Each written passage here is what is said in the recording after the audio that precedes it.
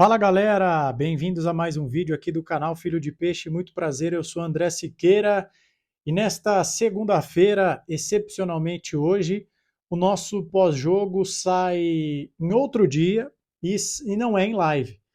Quem estava acompanhando a nossa live pós-jogo ontem percebeu que por duas vezes a nossa live travou, mas não aconteceu nada demais, não foi problema técnico do YouTube, simplesmente acabou a luz na minha residência, eu moro em São Paulo, o serviço da Enel é um lixo, essa que é a verdade, e a maior cidade da América Latina passa por situações como essa. A luz acabou na minha casa por volta das 10h40 da noite e até amanhã desta segunda-feira não havia voltado. Eu não consigo conceber que na maior cidade da América Latina alguém ache razoável não haver luz por 12 horas. Mas enfim, como eu não consigo fazer live sem luz, eu cancelei a live, peço desculpas a todos vocês, mil perdões mesmo, mas é uma coisa que eu não controlo. E fiz tudo que eu tinha para fazer na manhã desta segunda-feira sem energia, vim aqui para casa dos meus pais e estou aqui agora gravando esse conteúdo para vocês, beleza? Peço para que vocês deixem o like de vocês, conto com a compreensão, rumo aos 13 mil inscritos, faltam 104, eu conto com seu apoio, tá bom? E eu espero que você aprecie e consuma este conteúdo, apesar de estar saindo num horário completamente diferente. Provavelmente esse vídeo vai ter um alcance bem menor, porque os vídeos de pós-jogo têm um alcance, uma entrega muito maior quando ele é publicado logo após o jogo, né? Que as pessoas estão procurando esse tipo de conteúdo. Mas enfim, bora lá, gente. Olha, queria dizer para vocês que é uma vitória muito importante, é uma vitória que me deixou muito feliz. O Santos, enfim, voltou a vencer no Campeonato Brasileiro. Era algo que nós estávamos buscando, né? Lembrando que a última vez que o Santos ganhou uma partida no Campeonato Brasileiro foi contra o Cruzeiro. Então lá se foram 4 jogos, né? O jogo de ontem foi o quinto. Então é a primeira vitória em 5 jogos. O Santos precisava voltar a vencer, também porque o Santos teve uma rodada perfeita. Com exceção do Sport, que foi o time da zona de rebaixamento que ganhou, todos os demais times que brigam com o Santos ou perderam ou empataram. O Sport ganhou e foi a 14 pontos. Né? Ainda são 12 pontos atrás do Santos.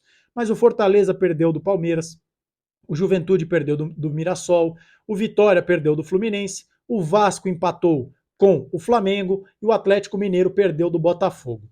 O Santos, inclusive, passou o Vasco e o Galo. O Santos é hoje o 14º colocado, abriu 4 pontos de vantagem para a zona de rebaixamento e, mais importante do que isso, o Vitória, se quiser empurrar o Santos para a zona do rebaixamento, vai precisar não fazer 4 pontos, mas 5. Por quê, André? Porque o primeiro critério de desempates, caso as equipes estejam empatadas na pontuação, é o número de triunfos, de vitória. E o time baiano tem 4. Com a vitória no clássico de ontem, o Santos chegou ao triunfo de número 7. Portanto, o Santos tem 5 pontos de respiro para o Vitória, né? 4. Se o Vitória tirar o 5º ponto, o Santos entra na zona de rebaixamento. Então era uma vitória fundamental para o Santos. O Santos, com esses 3 pontos, também encostou no Internacional, que perdeu o Grenal e o Roger Machado foi demitido. Agora o Santos tem 26 e o Internacional tem 27. Aliás, o próximo jogo é praticamente um confronto direto contra o Red Bull Bragantino, que perdeu do Cruzeiro, estacionou em 31, o Santos tem 26. Se ganhar, vai para 29. O Santos já começa a pensar na primeira página da tabela.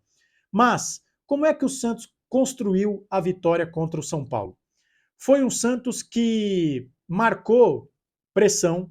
Eu vou tentar colocar aqui na tela, eu não garanto para vocês, porque a grande novidade, digamos assim, que o Vojvoda trouxe para o jogo de hoje, para o jogo de ontem, desculpe, foi a marcação individual.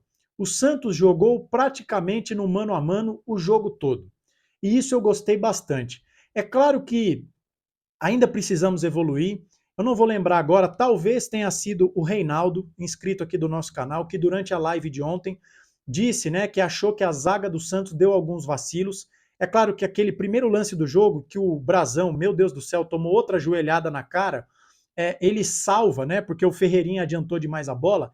Aquele lance é um pouco preocupante, porque você veja que o Ferreirinha deu um giro, apostou corrida com Adonis Frias e ganhou do zagueirão do Santos. Então você pensa assim, putz, tá meio perigoso. Mas, gente, eu prefiro correr esse risco e ver que o meu treinador propõe um time corajoso do que ficar vendo o Santos jogar daquela forma covarde que jogava, por exemplo, com o Kleber Xavier, que o Santos só jogava no contra-ataque, né? Então, eu vou tentar botar aí na tela para vocês, mas repito, não garanto, vou fazer o possível.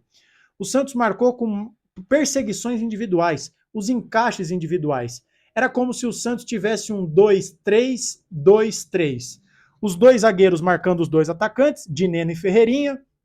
O Schmidt marcava o Rodriguinho. Os laterais batiam com os alas do São Paulo, então o Escobar no Mailton, o Mike no Wendel. Então 2-3, mais 2. Os nossos outros dois jogadores do meio de campo, o Vitor Hugo pegava o Luan, o Zé Rafael pegava o Alisson, depois inverteu, porque o Barreal entrou no lugar do Vitor Hugo e foi marcar o Alisson, e o Zé Rafael pegou o Luan, e aí na frente o Santos encaixava os três jogadores mais avançados com os três defensores do São Paulo. Guilherme no Negruti, Rollaser no Tolói e o Lautaro no glorioso Sabino. Isso dificultou a vida do São Paulo. Eu até tenho aqui as anotações do jogo de ontem, do meu glorioso caderninho. Deixa eu pegar aqui. Olha só. Por exemplo, aos 8 minutos, aos 13 minutos e aos 21 minutos, eu consegui flagrar aqui 3 oportunidades de tiros de meta do São Paulo, em que o Santos estava marcando tão alto e de forma tão individual, tão encaixada, que o goleiro do São Paulo simplesmente rifou a bola para frente. O Santos não deixou o São Paulo jogar. Em determinado momento do jogo, deixa eu ver aqui quando é que eu anotei, aos 28 minutos do segundo tempo, já entrando na reta final da partida, estava 17-2 em finalizações. Ou seja, o Santos do Vojvoda tem conseguido pressionar e tem conseguido ser sólido defensivamente. Ainda que o São Paulo ontem tenha jogado com jogadores majoritariamente reservas, o Santos não sofreu. E mesmo sendo um time reserva, o time do São Paulo tinha bons jogadores, né? Tinha bons jogadores. Então, a gente não pode usar o fato do São Paulo ter jogado com reservas como uma forma de minimizar o que o Santos fez ontem. Sabe por quê, gente? Contra o Juventude, que é muito mais fraco do que o time reserva do São Paulo, o Santos do Kleber Xavier cedeu a esta equipe 20 finalizações. 20. E contra o São Paulo, até cerca de 30 minutos do segundo tempo, o tricolor paulista só tinha chutado 2 vezes. Terminou com 4, porque no final do jogo foi aquele abafa, o Santos passou um sufoco, é verdade, mas sejamos sinceros, não houve uma grande defesa do Brasão, né, como vinha acontecendo desde o começo do Brasileirão, o Santos bombardeado e o Brasão salvando o Santos em sequência. Então, gente, nós temos um treinador. Finalmente nós temos um treinador. O Santos está evoluindo gradativamente. Contra o Fluminense, fez um primeiro tempo abaixo, mas era normal, eram os primeiros 45 minutos do Vojvoda enquanto técnico do Santos, mal deu tempo de treinar. No segundo tempo, nós já vimos um time sufocando o Fluminense. Quase ganhamos o jogo, não fosse aquele impedimento do Tiquinho Soares. Contra o Galo, o Santos empilhou chances no começo do primeiro tempo. Poderia ter descido para o vestiário ganhando de 2-3-0, não fossem os erros de gols perdidos claríssimos pelo Neymar. Aí vem a expulsão do Zé Ivaldo, tudo que vocês já sabem. Mas o Santos jogou muito bem. E eu diria que contra o São Paulo, o Santos teve talvez a sua melhor atuação, porque sufocou um adversário direto, o Santos não deixou o São Paulo sair jogando, o nosso goleiro só foi um protagonista do jogo no momento em que tomou aquela joelhada do Ferreirinha, e graças a Deus não aconteceu nada com o nosso São Brasão, o goleiro mais louco desde Fábio Costa, porque esse rapaz é doido, hein, gente?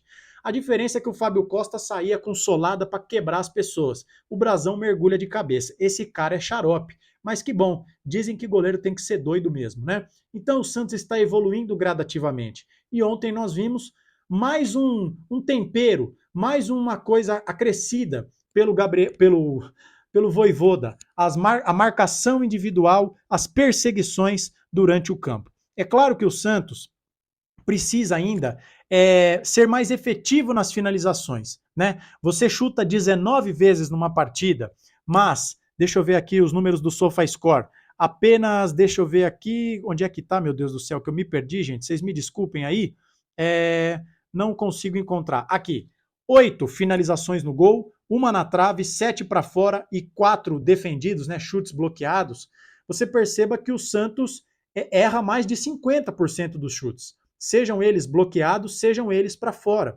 Então o Santos ainda precisa calibrar a sua finalização, precisa ser mais efetivo, porque ontem, eu confesso para vocês, eu já estava morrendo de medo, porque o jogo parecia se encaminhar para aquele enredo em que o Santos martela, martela, martela, martela, perde de 1-0. O famoso jogamos como nunca, perdemos como sempre. Então, o próximo desafio do Vojvoda é fazer com que esse time seja mais efetivo no ataque, porque defensivamente a melhora é clara, é cristalina. Vocês querem um dado? É claro que esse recorte é um pouco peculiar, mas desde que o Vojvoda estreou há 3 rodadas, o Santos é o time do Campeonato Brasileiro que menos tomou gol. Repito, um recorte de 3 jogos é muito atípico, mas eu estou analisando desde a chegada do nosso novo treinador. O Santos sofreu 1 gol contra o Galo, quando já tinha um jogador a menos. O Flamengo, por exemplo, que para mim deve ser o campeão, é o favorito a ser campeão, nesse intervalo de 3 jogos, sofreu 2 gols. Então, isso é algo que nós precisamos celebrar. Então, defensivamente está havendo melhora. Ofensivamente, a gente vê um time corajoso, marcando alto. É claro que precisa também ajustar um pouco essa marcação individual, porque a linha de defesa do Santos fica muito alta. Né? Se você pega um time ali com jogadores mais velozes, o time marcando tão para cima assim, você pode tomar uma bola nas costas, como aconteceu, por exemplo, o gol do Galo, em que a bola é lançada, o Igor Gomes vai e faz o gol. Mas, gente, é inegável que há evolução. E não deixe que ninguém diga para você que não há evolução, porque está cedo dizer isso, porque o São Paulo jogou com o time reserva. Não caia nessa ladainha. O Santos melhorou, o Santos está em franca evolução e o Santos tem jogadores sendo potencializados. Entrando na reta final desse vídeo, eu queria dizer que o Luan Pérez tem feito partidas impecáveis. Contra o Atlético Mineiro, para mim, ele foi um dos melhores em campo. E ontem, a partida do nosso zagueiro galã foi uma coisa espetacular, fabulosa, ganhando tudo por cima, por baixo, nas coberturas, um jogo esplêndido. Mais adiante, o João Schmidt, gente, se transformou, mudou da água para o vinho. Voltou a ser o Schmidt do Campeonato Paulista de 2024, assim que ele havia desembarcado na Vila Belmiro. Um jogador que, olha, é inacreditável a transformação do João Schmidt. Era um jogador que muitos de nós, e eu me incluo, já não aguentávamos mais ver com a camisa do Santos. E com o Vojvoda ele tem jogado barbaridade. Lautaro Dias está se mostrando muito útil. Muito útil. O que esse rapaz corre? Ele não para de correr. Rouba de bola. Tromba no zagueiro. Abre espaço. E ajuda o time. É uma enormidade. É uma enormidade. O Escobar, se não ajuda tanto no apoio, o que esse rapaz joga, gente, é uma loucura. Não é que ele apenas é raçudo e sai dando carrinho a esmos por aí, né? Porque, por exemplo, o nosso Alisson, o volantão, também tinha essa pinta de raçudo, mas deixava um monte de buraco, tomava cartão adoidado. O nosso Escobar é um verdadeiro leão. O Zé Rafael também, olha, contra o Galo, jogou um absurdo. E ontem de novo. E ontem de novo. E o Raul Laser é sacanagem, né, gente? O Raul Laser é brincadeira. Esse cara jogando é uma piada. Ele é craque. Ele é craque. Ele joga demais. Querem uma informação? Um levantamento aqui do site de estatísticas R10 Score, que é uma empresa do Ronaldinho Gaúcho. O Raul Laser, entre todos os jogadores do Santos no Brasileirão, é o primeiro em passes certos no terço final, no famoso, na intermediária para frente, 223. Ele é o primeiro em chances criadas, 38. É o primeiro em chances claras criadas, o famoso faz e me abraça, 5. O primeiro em dribles certos, 28, e é o segundo em assistências, com 2. Ontem ele dá uma assistência maravilhosa com a perna direita, que é a perna ruim dele, na cabeça do Guilherme, e o Guilherme, artilheiro do Santos em 2024, artilheiro do Santos em 2025, faz o gol que dá a vitória ao Santos. Vitória muito importante numa rodada que foi praticamente perfeita para o Santos. Para não dizer que foi 100% perfeita, faltou o Grenal terminar empatado, né? Porque o Sport ainda ganhou do Corinthians, então por mais que o Sport esteja na zona do rebaixamento, quando a gente vê o Corinthians perdendo, a gente fica feliz e contente. E aí, gente, a pergunta é a seguinte, na verdade não é uma pergunta, é uma constatação e que eu posso desenvolver essa ideia num próximo vídeo, já que o Santos só volta a campo no domingo, nós temos a semana inteira aí para debater o nosso querido Peixão. O jogo de ontem, com todo esse funcionamento, a marcação individual, o roll laser caindo por todos os lados do campo, também pela direita, onde ele dá assistência, coisa que o Neymar não faz, porque o Neymar joga mais do centro para o lado esquerdo do campo. A vida sem Neymar. Eu não mudei minha opinião, eu sigo achando que o Neymar pode ajudar e que o Santos é melhor com o Neymar em campo, apesar do Neymar não estar contribuindo, mas, por exemplo, sem o Neymar em campo, o Santos só tinha uma vitória no campeonato. Chegou a segunda. Com ele em campo, o Santos tinha 5, certo? Então, isso é irrefutável. É claro que o Neymar não decidiu, tirando o jogo contra o Flamengo, não decidiu nenhum outro jogo. Mas há vida sem o Neymar. Ele vai ficar aí pelo menos 4, 5 jogos sem jogar. Então o Santos precisava dar essa resposta para o seu torcedor e também para aqueles abutres, carniceiros, que esperam qualquer oportunidade para falar mal do Santos, porque se o Santos perde ontem, as pessoas iam dizer: tá vendo? É por isso que o Neymar é imprescindível. Sem o Neymar, esse time é um lixo. Esse time não vai a lugar nenhum. Isso fortalece a subserviência da gestão Marcelo Teixeira ao Neymar e ao Neymar pai. Então ontem, gente, nós vimos um Santos que tem um caminho a percorrer. Há vida sem Neymar, não é terra arrasada. O Roll Laser tem 2 assistências no Campeonato Brasileiro e muita gente quer a cabeça dele, porque diz que o Roll Laser não joga nada. Eu não sei para essas pessoas quem joga bola, se o Roll Laser não joga. Mas ainda que o Roll Laser tenha só 2 assistências, apesar de ser o líder em todos esses critérios que eu acabei de citar, sabe quantas assistências o Neymar tem no Campeonato Brasileiro, gente? 0.